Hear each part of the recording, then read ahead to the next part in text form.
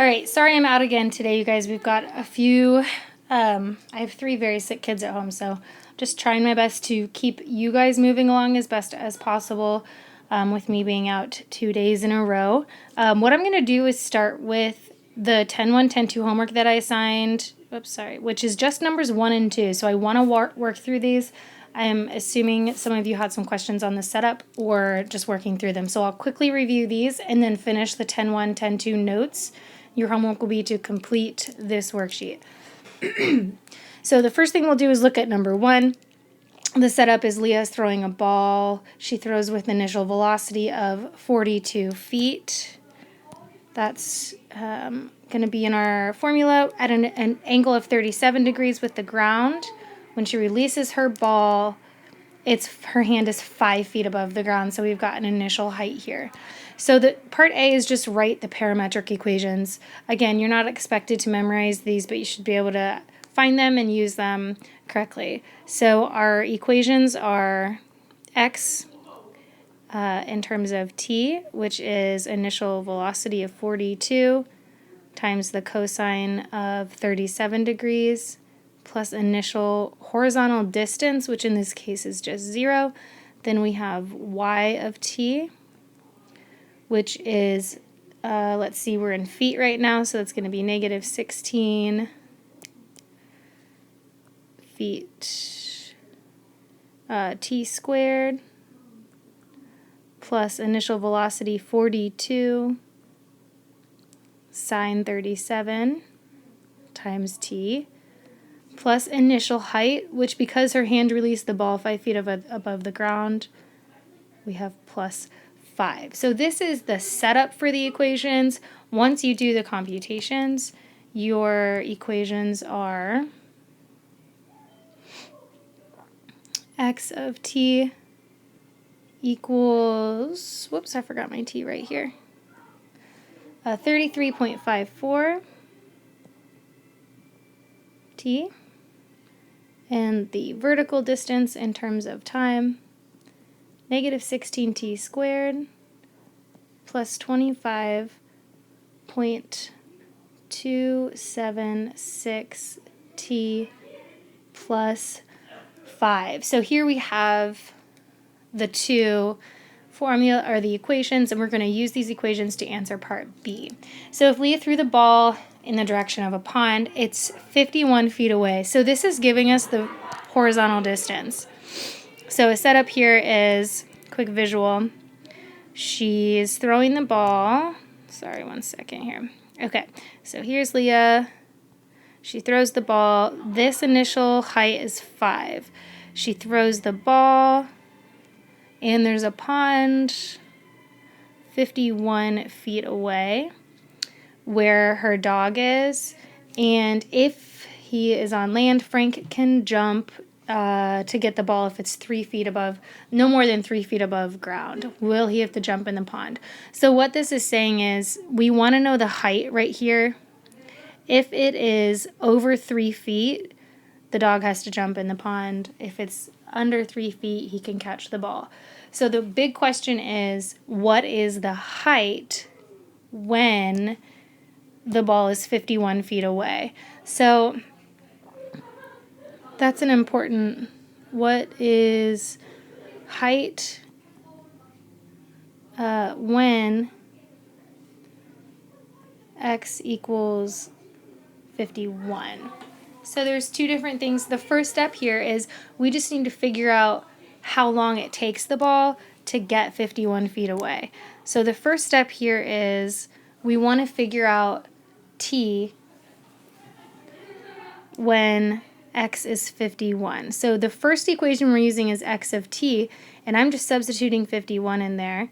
We're going to set it equal, we're going to set it equal to 33.54 t. Again, the reason we're setting this up is because in order to find out the height right here, we first have to figure out when it gets there. So we divide by 33.5 and we find that t is about 1.52 seconds. So it takes 1.52 seconds for the ball to get 51 feet away.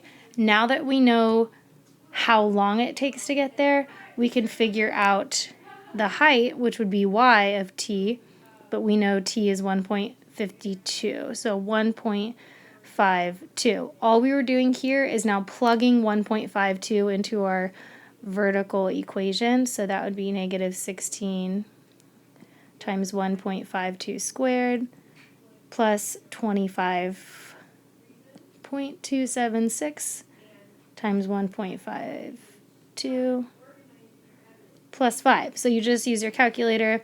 You end up computing this to get about 6.45 feet.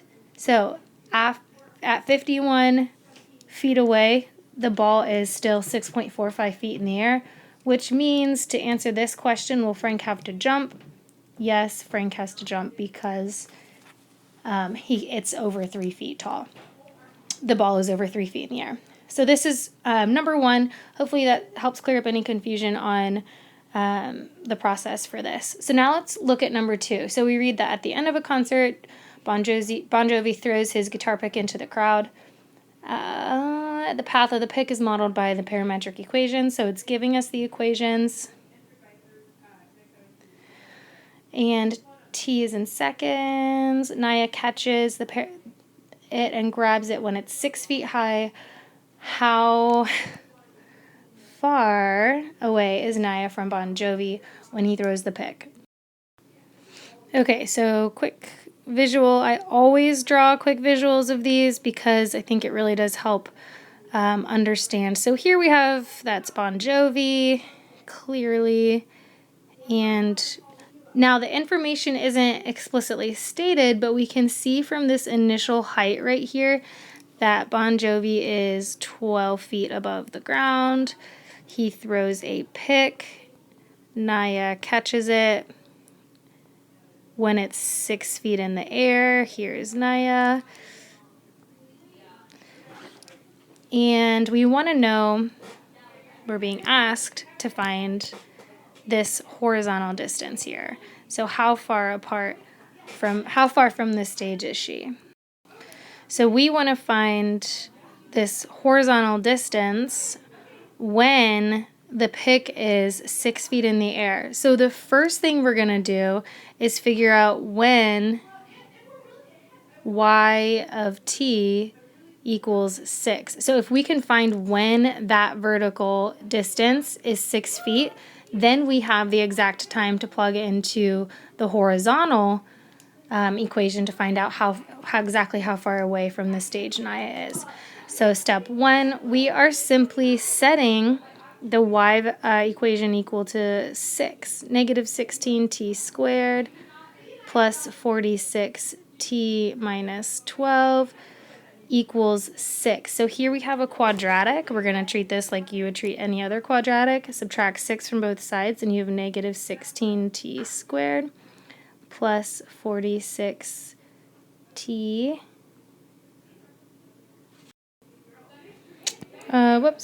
This should be plus 12. So we subtract 6 from both sides and you get plus 6 instead of 12 equals 0. I'm going to stop right here on this one because I want you guys to work through this. If you had faced some confusion, I think now you have enough information to do this on your own. So you're going to complete step 1 and solve for t. Now this is a quadratic, so you will get 2 answers for t because of its degree 2. One of the answers will make sense, one of them will not. Obviously the positive solution you get to this will be your time. The second step that you're going to do after that is plug in that time and evaluate x at that exact time to get that horizontal distance. I'm going to stop here. If you did stop at this point on the homework, complete this problem, and we're going to move right on in to finish the notes. All right, so let's move on just to one final example of using parametric equations to solve a problem. So this is about a baseball player, Mighty Casey, hits a ball when it's 4 feet above the ground.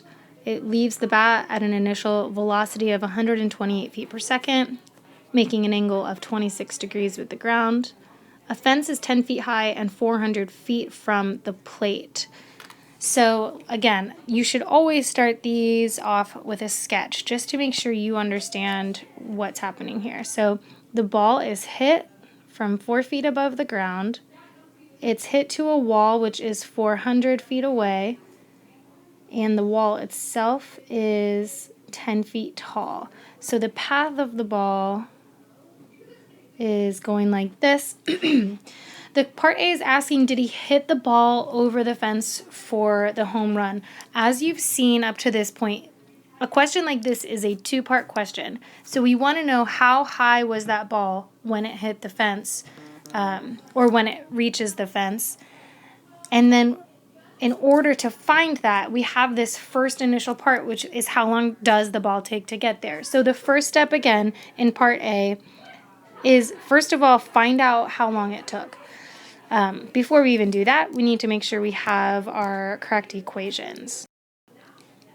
So first we set up our equations. Our initial information here will be x of t, initial velocity at 128, times the cosine of the angle, which is 26 degrees, times t.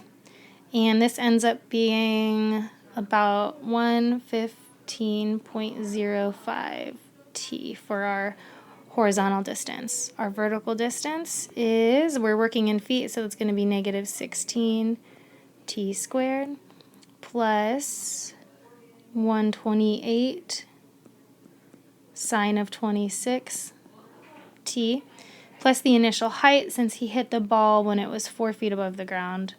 So this is our initial vertical equation, which ends up being negative 16 t squared plus 56.11 t plus 4. So we've got, here's horizontal, here's vertical. So in part A, did he hit it over the ball, or over the fence? So again, the first thing, it's not explicitly asked, but we have to go through this process, is how long did it take? So the first thing we need to figure out is when the ball was 400 feet away. So step one is, when was the ball 400 feet away, which means we want to set our horizontal distance equation equal to 400, which is a quick solution here. Just divide by 115.05, and you end up with t being approximately 3.48 seconds for the ball to get 400 feet away. So after 3.48 seconds, that's when the ball will reach the wall, and now we'll use that to figure out exactly how high in the air the ball was. So now we'll take this and evaluate y of 3.48. So I'm not going to write all that out. You can just directly input that into your calculator, and we should get, I got about 5.5 feet. So after that, the ball hits the wall. It does not clear the wall. So the answer to part A, which is asking, did he clear the wall for a home run? No, he did not hit a home run. Part B is asking, how many seconds does it take for the ball to land? This is not written super well, because really, if it's hitting the wall, that's technically how long it would take for it to land. So 3.48. So let's assume the wall wasn't there. How long would it take the ball to hit the ground after that? We should not expect it to be too far beyond 3.48 seconds. But how would we determine this? To figure that out, we want to know basically when the height of the ball is 0. So all we have to do for this is set that vertical equation equal to 0. We'll get two solutions, because remember, the vertical equation is this quadratic. We want to set it equal to 0. The negative solution would be, if you look back up at the sketch up here, the negative solution would be like that start of the parabola that's formed by this equation. The positive solution will be over here, the time that it takes for it to hit the ground. So all we're doing is setting negative 16t squared plus 56.11t plus 4, setting that equal to 0. Obviously, you'll use the quadratic formula. You'll get 2 solutions to t. I'm not going to write out the quadratic formula. That's not something I feel we need to spend time on video notes doing, but you know the process now, and we would get about 3.58 seconds. And that should make sense considering at 3.48 seconds, it's hitting the wall. All right, so we'll stop there just with these parametric equations in terms of the word problems. Now we're going to move on to eliminating the parameter. Eliminating the parameter means instead of having x in terms of t and y in terms of t, sorry, it's hard to get this thing straight. Okay.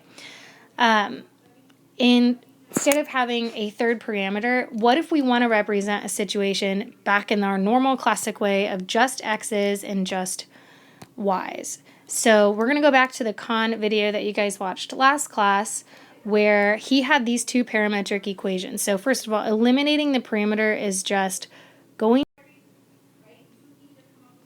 from our two equations in terms of t back to just x's and y's. So all we're doing is going back to x's and y's. So back from this Khan video, he had the two equations in terms of time to represent horizontal distance of this car driving off a cliff.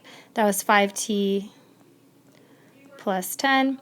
And then he had the vertical distance of that car being 50, the initial height minus, 5t squared. So it's pretty simple to eliminate that t and just go back to x's and y's. You're just going to use substitution. So in the end, remember the goal is to have something in the form of y equals something in terms of x, not t. Well, since we have this equation here, all we have to do is solve for t in that and then substitute it in for the y equation. So going from x equals 5t plus 10 to eliminate the parameter t, I'm going to solve for t. Sorry, that's so sloppy. The first thing we'll do is subtract 10. So you have x minus 10 equals 5t. To solve for t, you would divide by 5. So we get t equals x minus 10 over 5. So now to finalize this process and have one single equation y in terms of x, it would just be the y equation, 50 minus 5, and then instead of t, we would put x minus 10 over 5 squared. So it's a pretty quick process to get from two parametric equations into just a single equation y in terms of x, and it's just that simple substitution. So what we're going to look at now is graphing parametric equations by hand, the process for doing that, and the fact that using this we have direction now, and I'll explain what I mean in just a second.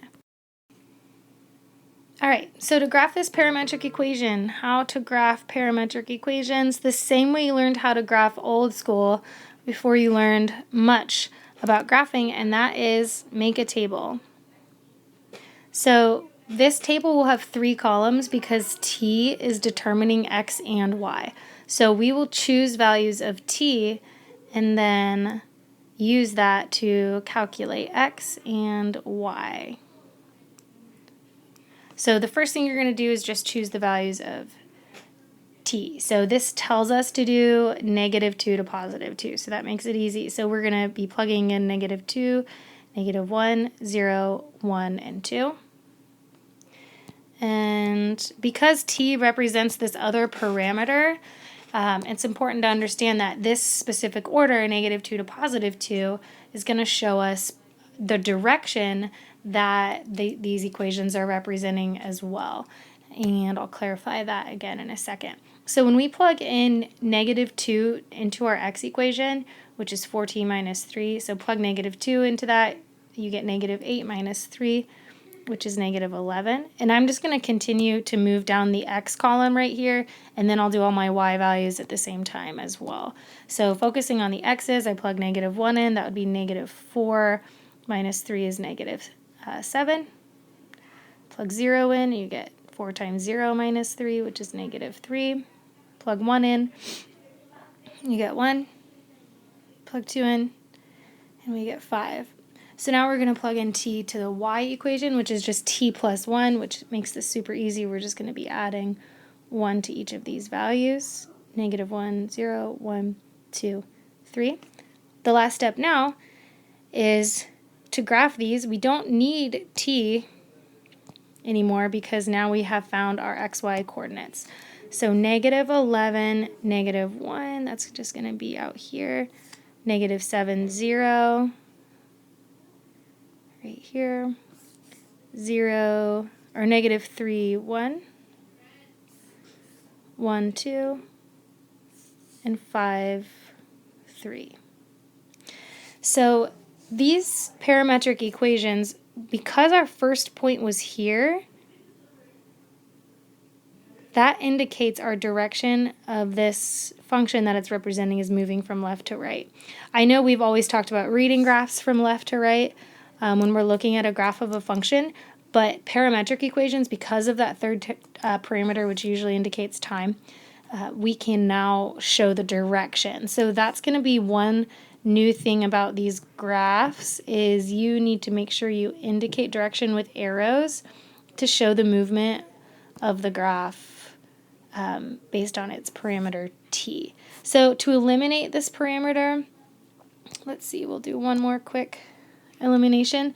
So again, the goal is to get this in terms of y equals something in terms of x, and right now we have y equals t plus 1. So all we have to do is take our x equation, solve for t, so that I'm going to add 3 to both sides. So you get x plus 3 equals 4t.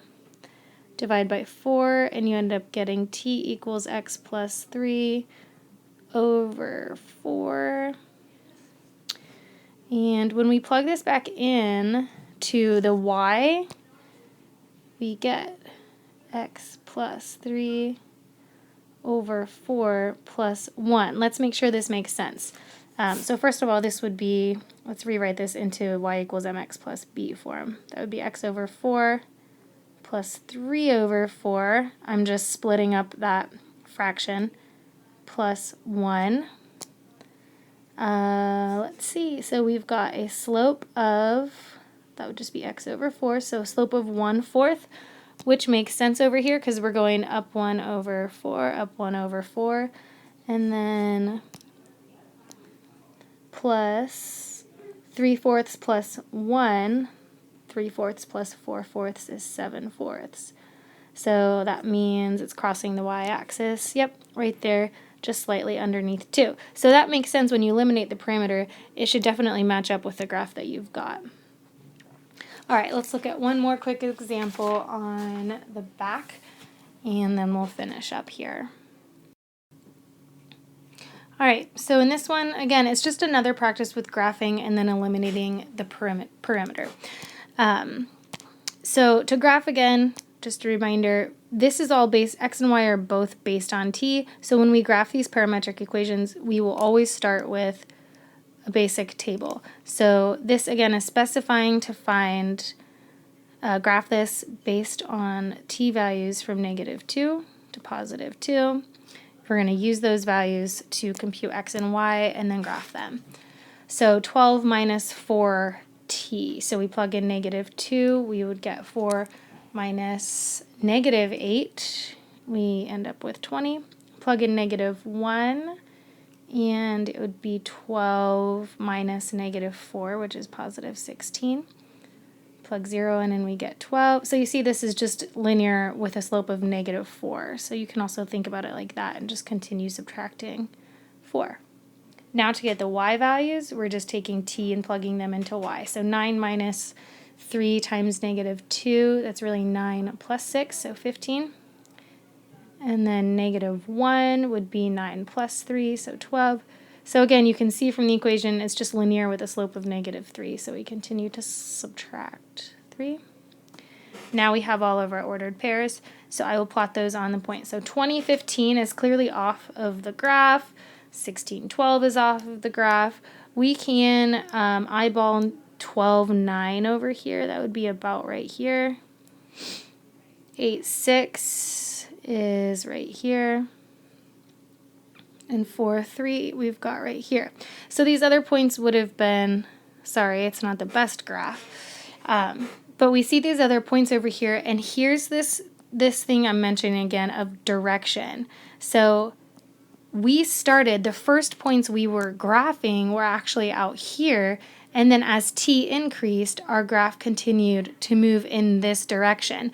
So like I mentioned, we're typically used to reading graphs left to right, but with parametric equations, with our third parameter, we can indicate specific direction now on the relationship with t. So when we connect these, we would draw arrows indicating the direction of that.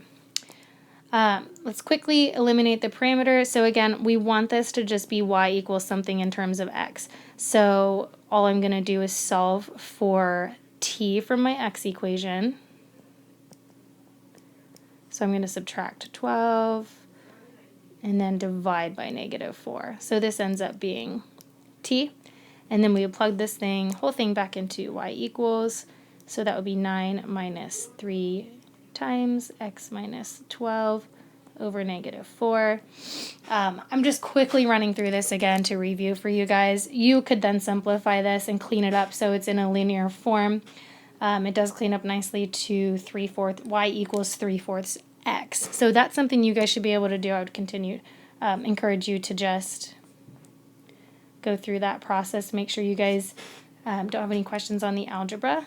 But this should match up with our equation, y equals 3/4 x. If we were to continue this equation and going down farther, it should have a slope of 3/4, which it does, and crosses the origin, which makes sense with this equation. All right, so we'll stop here. Your homework now is to complete the 10.1, 10.2 worksheet, and hopefully I will be in class next time. All right, bye guys.